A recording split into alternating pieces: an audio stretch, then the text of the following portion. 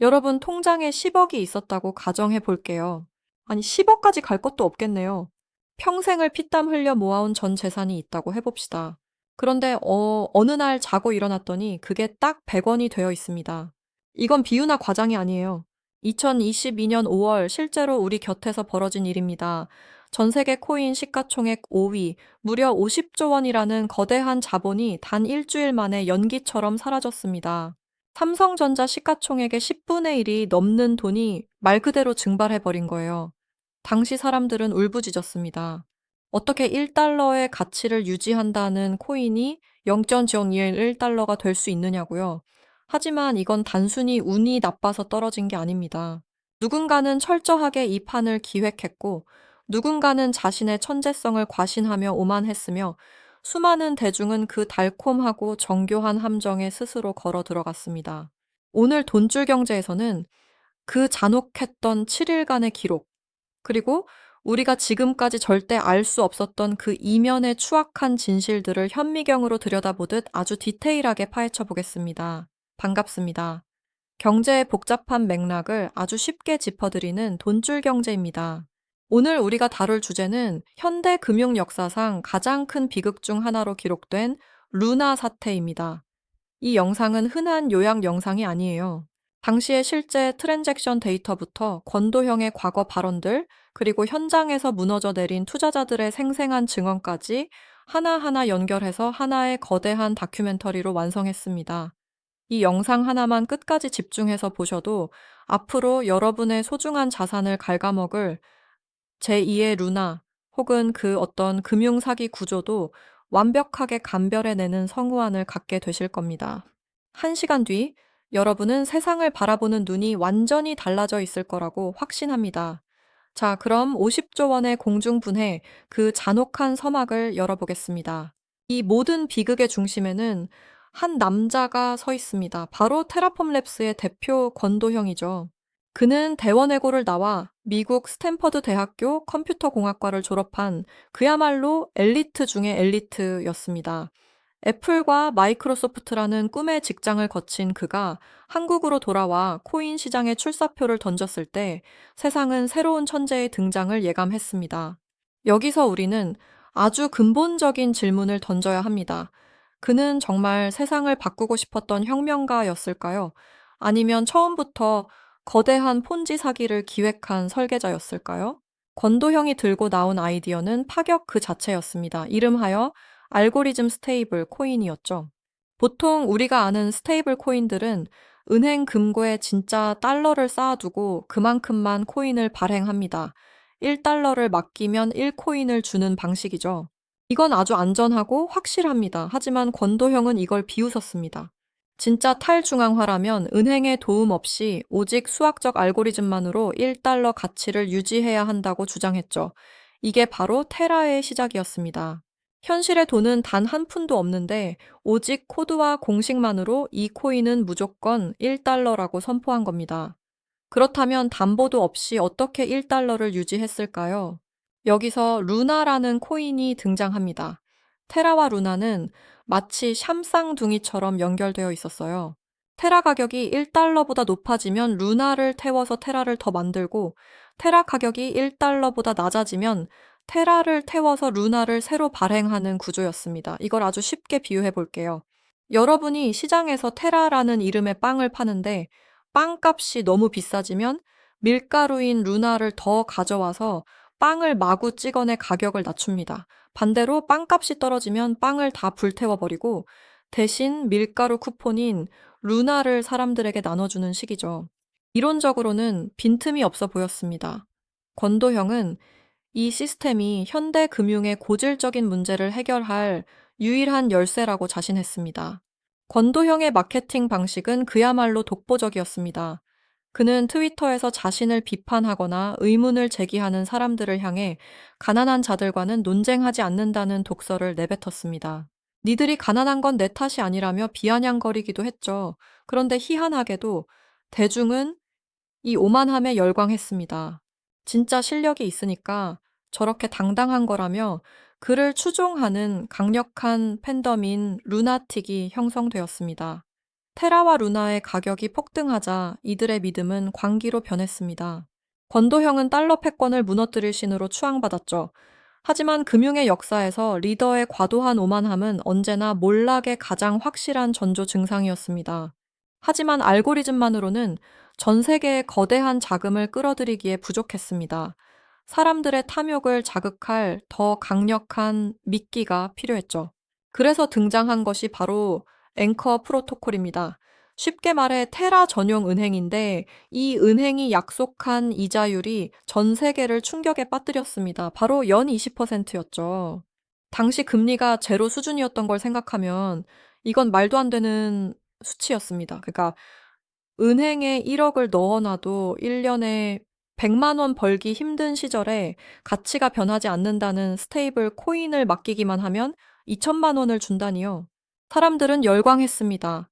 처음엔 의심하던 사람들도 옆집 사람이 매달 수백만 원씩 이자를 받는 걸 확인하자마자 전 재산을 싸들고 달려왔습니다. 우리는 여기서 차갑게 질문했어야 했습니다. 도대체 그 돈이 어디서 나서 20%를 주는 걸까요? 보통의 은행은 예금을 받아서 기업에 빌려주고 그 이자를 받아 나눠줍니다. 하지만 앵커 프로토콜에서 테라를 빌려가는 사람은 거의 없었습니다. 맡기는 사람만 줄을 섰죠. 부족한 이자는 권도형이 보유한 예비금에서 꺼내 썼습니다. 즉, 수익이 나서 주는 게 아니라 자기 주머니에 있는 돈을 헐어서 자, 여기 이자다 하고 뿌린 거예요. 이건 전형적인 폰지 사기의 메커니즘과 무서울 정도로 닮아 있었습니다. 뒤에 들어온 사람의 돈으로 앞 사람의 수익을 챙겨주는 구조, 그 위태로운 파티는 영원할 수 없었습니다. 실제로 당시 커뮤니티에는 가슴 아픈 사연들이 넘쳐났습니다. 결혼을 앞둔 한 직장인은 아파트 전세 자금 2억 원을 몽땅 테라에 넣었습니다. 어차피 1달러 고정인데 연 20%면 결혼 비용이 거저 생긴다는 계산이었죠.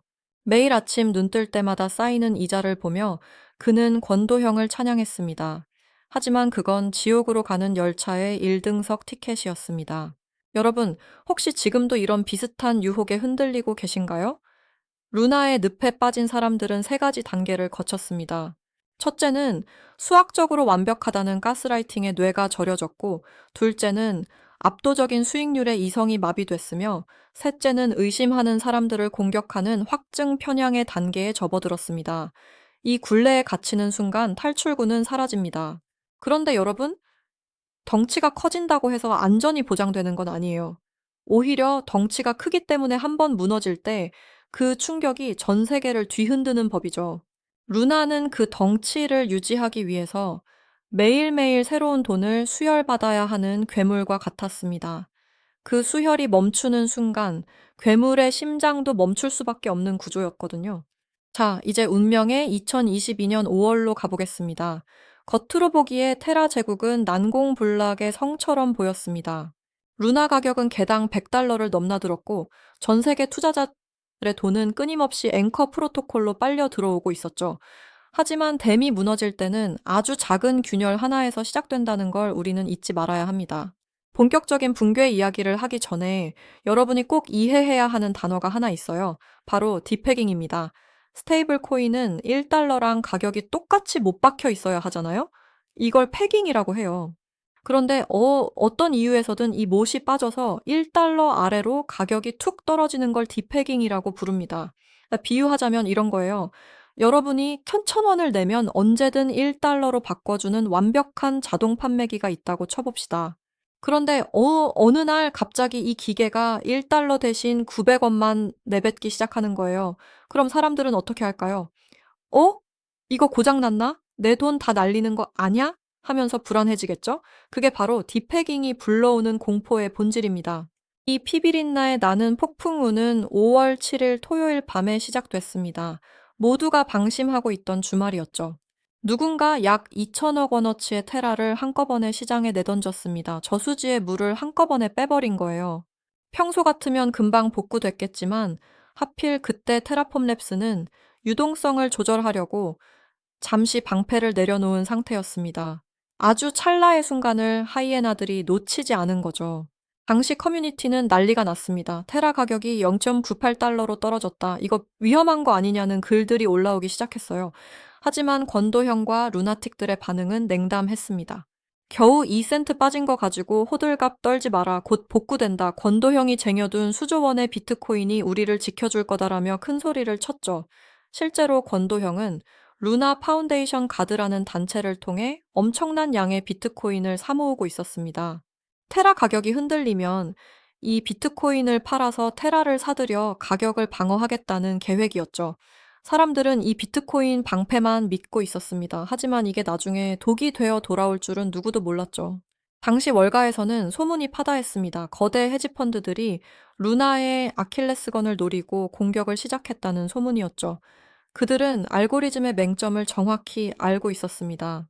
테라 가격을 억지로 떨어뜨리면은 시스템은 기계적으로 루나를 더 많이 찍어내야 한다는 사실 말이죠. 공격자들은 테라를 공매도 치고 동시에 루나도 공매도를 쳤습니다. 양쪽 뺨을 동시에 때리기 시작한 거예요. 여기서부터가 진짜 소름 끼치는 뱅크런의 과정입니다. 1달러가 0.7달러가 되자 의심의 싹이 자라났습니다. 설마 하던 사람들이 조금씩 테라를 팔기 시작했죠. 그러다 0.95달러가 깨지자 공포가 확산됐습니다. 앵커 프로토콜에 맡겨둔 돈을 빼려는 사람들이 줄을 서기 시작했어요. 이자가 20%면 뭐 합니까? 원금이 녹고 있는데 말이죠. 권도형은 비트코인 방패를 꺼내 들었습니다. 비트코인을 대량으로 팔아서 테라를 사들이기 시작했어요. 그런데 여기서 치명적인 문제가 생깁니다. 비트코인을 대량으로 시장에 던지니까 비트코인 가격까지 같이 떨어지는 거예요. 전 세계 코인 시장이 공포에 질려 동반 하락하는 아수라장이 펼쳐진 겁니다. 권도형은 트위터에 더 많은 돈을 가져오라며 여전히 자신만만한 멘트를 날리고 있었지만 이미 불길은 인간의 통제를 벗어난 상태였습니다. 수조 원의 방패는 하룻밤 만에 다 녹아버렸고 테라 가격은 0.6달러, 0.5달러로 걷잡을 수 없이 추락했습니다. 자, 이제 전 세계 금융 역사에 영원히 기록될 그 유명한 죽음의 소용돌이가 시작됩니다. 여러분, 죽음의 소용돌이라는 말만 들어도 오싹하시죠? 그런데 그 현장에 있었던 투자자들에게 그건 비유가 아니라 말 그대로 생지옥이었습니다. 구멍난 배에서 물을 퍼내기 위해 배의 목재를 뜯어서 구멍을 막는 꼴이었거든요. 배의 목재를 뜯어내서 막을수록 배는 점점 더 가벼워지고 약해집니다.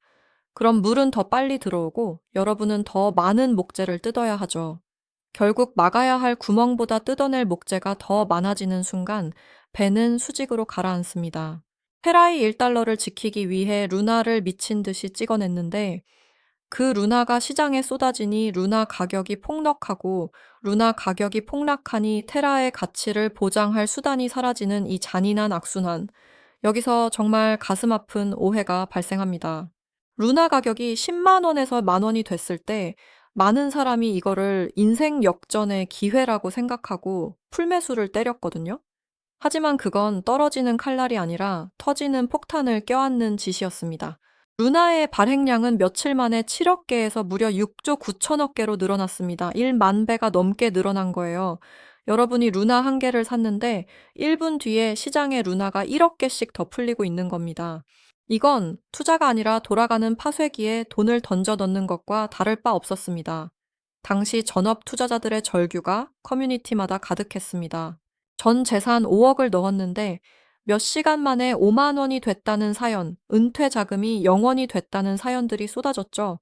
도대체 왜 발행을 중단하지 않았을까요? 그거는 이제 시스템 자체가 테라가 1달러보다 낮으면 무조건 루나를 발행하라는 코드로 짜여 있었기 때문입니다. 사람이 개입해서 멈추고 싶어도 네트워크는 이미 과부하로 통제 불능이었습니다.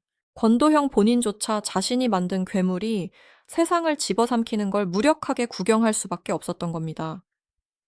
50조 원이 사라진 이 아수라장 속에서 권도형은 무엇을 했을까요? 사과했을까요? 아니요. 그는 짐을 쌌습니다. 전 세계 수사기관의 눈을 피해 기나긴 도피 생활을 시작했죠. 그렇게 50조 원이라는 거대한 자본이 사라지고 수많은 사람의 삶이 송두리째 무너져 내린 그 시각, 이 모든 판을 짠 설계자 권도형은 어디서 무엇을 하고 있었을까요? 놀랍게도 그는 사죄의 무릎을 꿇는 대신 짐을 쌌습니다. 전 세계 수사기관의 눈을 피해 첩보 영화를 방불케 하는 기나긴 도피 생활을 시작한 거죠. 이게 얼마나 황당하고 치밀했는지 지금부터 그 과정을 현미경으로 들여다보듯 낱낱이 파헤쳐 보겠습니다. 여러분, 인터폴 적색 수배라는 말을 들어보셨을 거예요. 테러범이나 흉악범에게나 내려지는 가장 강력한 수배 단계죠. 권도형에게 바로 이 수배령이 떨어졌습니다. 그런데 이 긴박한 상황에서 권도형은 트위터에 뭐라고 올렸는지 아세요? 나는 도망 중이 아니다. 정부 기관과 소통하고 있다며 태연하게 세상 사람들을 비웃는 글을 올렸습니다. 그러면서도 본인은 이미 싱가포르를 떠나 두바이로 또 세르비아로 계속해서 거처를 옮기고 있었죠. 시청자 여러분, 이게 바로 기만의 정석입니다. 겉으로는 당당한 척하면서 뒤로는 쥐새끼처럼 숨어 다닌 거예요. 여기서 많은 분이 오해하시는 게 하나 있습니다. 지코인도 다 영원이 됐는데 걔도 결국 망해서 빈털털이 아니냐는 생각이죠. 하지만 이건 아주 순진한 생각입니다. 진실은 훨씬 더 추악했습니다. 루나가 무너지기 직전과 직후에 권도형과 연관된 지갑에서 거액의 비트코인이 빠져나간 정황이 포착됐거든요. 수사 당국이 파악한 규모만 해도 최소 수천억 원대에 달합니다. 특히 스위스의 한 은행을 통해 이 돈이 현금화된 정황이 나오면서 사람들은 경악을 금치 못했습니다.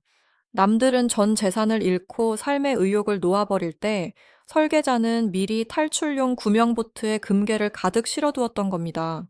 그의 도피 행각이 마침표를 찍은 곳은 뜻밖에도 발칸반도의 작은 나라 몬테네그로였습니다. 2023년 3월 권도형은 전용기를 타고 두바이로 가려다 공항에서 덜미를 잡혔습니다. 당시 상황을 묘사해보면 정말 가관입니다. 그는 코스타리카 위조 여권을 내밀었습니다. 이름도 가짜, 국적도 가짜였죠. 심지어 소지품 중에는 벨기에 위조 여권도 더 들어있었습니다. 한때 천재 개발자라 불리며 금융의 미래를 논하던 인물이 싸구려 위조 여권 몇 장에 의지해 도망치다 잡힌 겁니다. 잡히는 순간에도 그는 자신이 누구인지 당당하게 밝히지 못하고 사르르 떨었다고 하죠. 자, 그런데 여기서 흥미로운 점이 하나 있습니다. 도대체 수사 당국은 어떻게 그를 잡았을까요? 코인은 익명성 때문에 못 잡는 거 아니냐고 생각하실 텐데 절대 그렇지 않습니다. 블록체인에는 모든 기록이 남거든요. 수사관들은 권도형의 디지털 발자국을 끝까지 추적했습니다. 어느 거래소로 돈이 갔는지, 어느 지갑에서 쪼개졌는지 실시간으로 감시했죠. 그가 트위터에 글을 올릴 때마다 수사망은 좁혀졌습니다. 아무리 우회 접속을 하고 신분을 속여도 결국 꼬리는 잡히게 마련입니다. 한국 검찰과 미국 FBI, 그리고 인터폴이 권도형 한 명을 잡기 위해 전 세계적인 단일팀처럼 움직였습니다. 지금 이 순간에도 치열하게 벌어지는 싸움이 하나 더 있습니다. 권도형을 한국으로 보낼 것이냐 아니면 미국으로 보낼 것이냐 하는 문제입니다. 권도형 본인은 어디로 가고 싶어 할까요? 정답은 한국입니다. 왜냐고요? 미국의 사법 체계는 각 범죄의 형량을 모두 더하는 방식을 택하고 있어서 루나 사태로 재판받으면 징역 100년도 넘게 나올 수 있습니다. 사실상 종신형이죠. 하지만 한국은 가장 무거운 죄에 형량의 일부만 더하는 방식이라 상대적으로 형량이 훨씬 낮습니다. 피해자들은 절규합니다. 제발 미국으로 보내서 평생 감옥에서 썩게 해달라고요. 여러분의 생각은 어떠신가요? 권도형은 잡혔지만 사건은 아직 끝나지 않았습니다. 지금도 루나의 이름을 딴 수많은 변종 코인들이 시장을 떠돌고 있고 피해자들은 여전히 보상 한 푼 받지 못한 채 고통 속에 살고 있습니다. 자, 그렇다면 우리는 여기서 무엇을 배워야 할까요? 단순히 재수가 없었다고 치부하고 넘겨야 할까요? 아닙니다. 루나 사태는 지금도 현재 진행형인 수많은 제2의 루나들을 판별해 낼 수 있는 가장 완벽하고도 뼈아픈 교과서입니다. 여러분의 소중한 자산을 지키기 위해 이 독이 든 성배를 단 3초 만에 걸러내는 법을 지금부터 말씀드리겠습니다. 투자를 하실 때 이것 하나만 기억해도 사기당할 확률이 90%는 줄어듭니다. 바로 금융의 불가능한 삼각관계입니다. 높은 수익률, 높은 안정성, 그리고 언제든 현금화할 수 있는 높은 유동성. 이 세 가지를 동시에 만족하는 상품은 지구상에 존재하지 않습니다. 루나는 어땠나요? 연 20%의 이자라는 높은 수익과 1달러 고정이라는 높은 안정성, 그리고 언제든 뺄 수 있는 유동성을 모두 약속했습니다. 이건 수학적으로나 경제학적으로 명백한 불가능입니다. 누군가 이 세 가지를 다 준다고 하면은 그 사람은 천재가 아니라 사기꾼일 확률이 100%입니다. 나는 코인 안 하니까 안전해라고 생각하시는 분들도 계시겠지만 이건 우리 모두의 문제입니다. 루나 사태는 전 세계 금융시장의 신뢰를 통째로 무너뜨렸습니다. 그 여파로 전 세계 3위 거래소였던 FTX가 파산했고 수많은 가상자산 플랫폼들이 줄도산했습니다. 그 여파는 실물 경제까지 번져서 금리가 요동치고 여러분의 예적금 금리와 주식 가격에도 큰 영향을 줬습니다. 현대금융은 거미줄처럼 얽혀 있어서 누군가의 파멸은 결국 나의 자산 가치 하락으로 연결된다는 게 잔혹한 진실입니다. 루나 사태 이후에도 수법은 바뀌지 않았습니다. 이름만 바꾼 채 지금도 수익률 30% 보장이라느니 AI가 자동으로 굴려주는 안전한 코인이라느니 하는 말들로 사람들을 유혹합니다. 처음에는 실제로 돈을 벌게 해줍니다. 옆집 사람이 돈 벌었다는 소문을 내게 만들죠. 그리고 더 큰 돈이 들어오면 어느 날 갑자기 출금을 막고 자취를 감춥니다. 루나 사태는 그 규모가 압도적으로 컸을 뿐 본질은 우리 주변에서 매일 일어나는 수익률, 가스라이팅의 확장판에 불과합니다. 자, 이제 오늘 내용을 정리해 보겠습니다.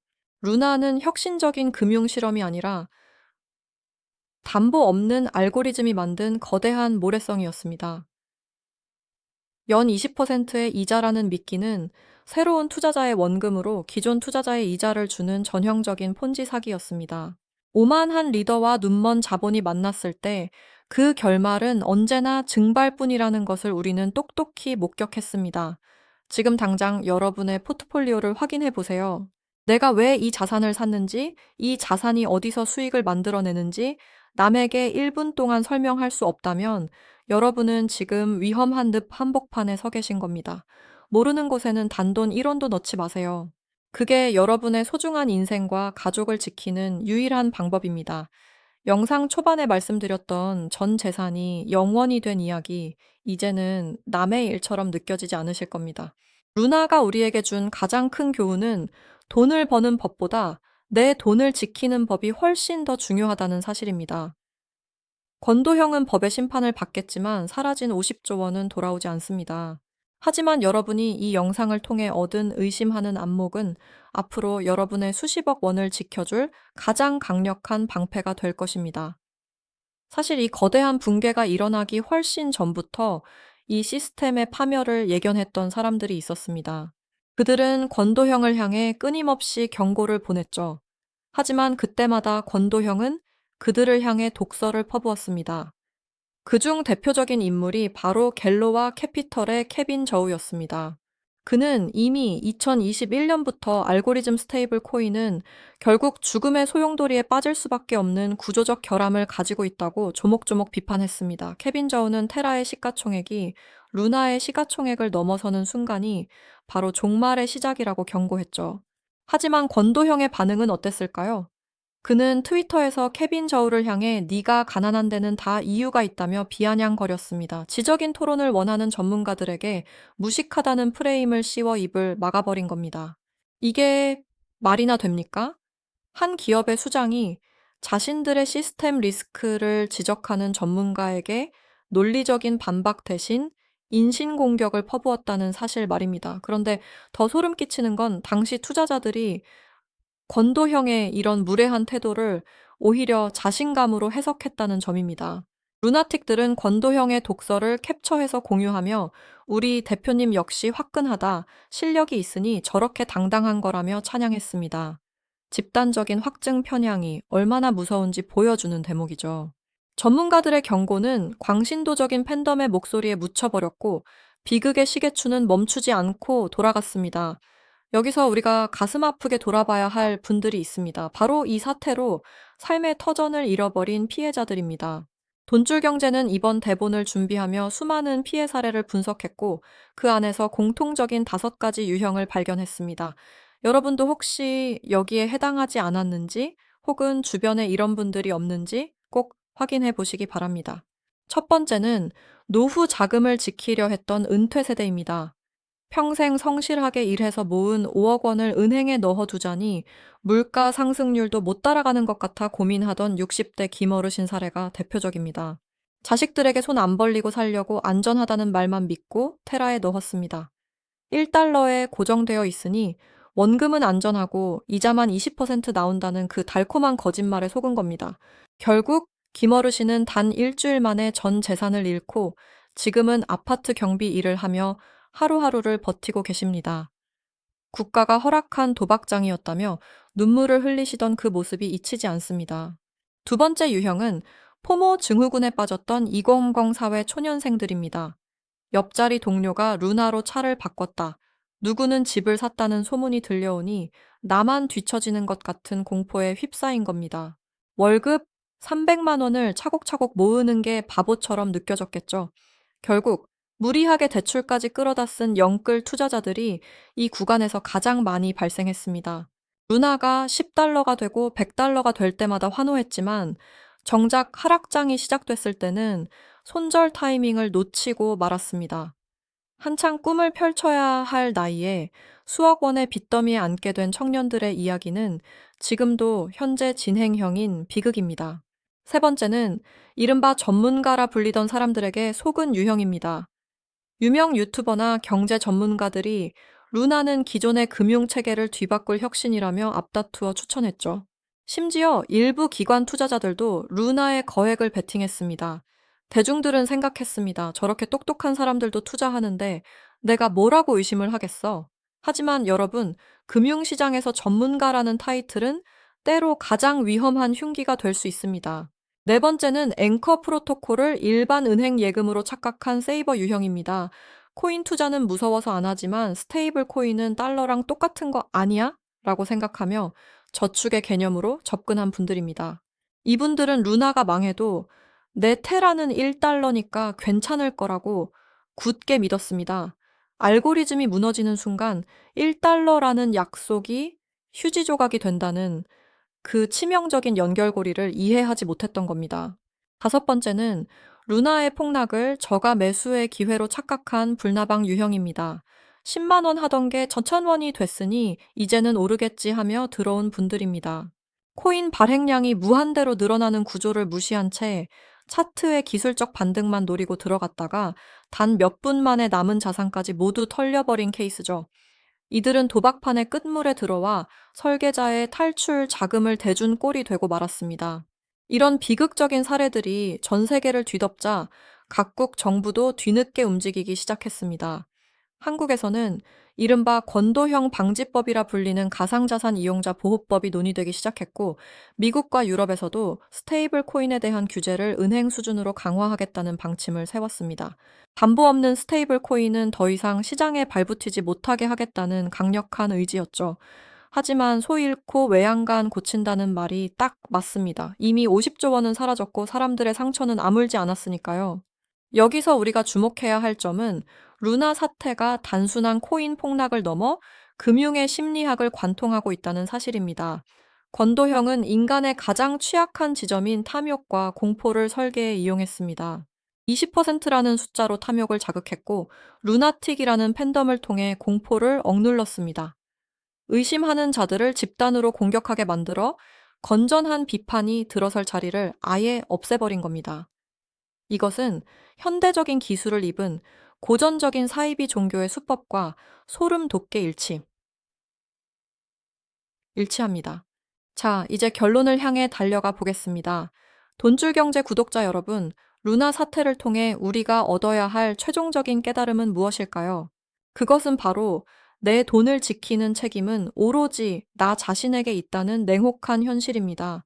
정부도 거래소도 그 어떤 천재 개발자도 여러분의 자산을 끝까지 지켜주지 않습니다. 그들은 잔치가 끝나면 가장 먼저 뒷문으로 빠져나갈 준비가 되어 있는 사람들입니다. 권도형은 지금 몬테네그로의 차가운 감옥에서 재판을 기다리고 있습니다. 그는 여전히 억울함을 호소하고 있을지도 모릅니다.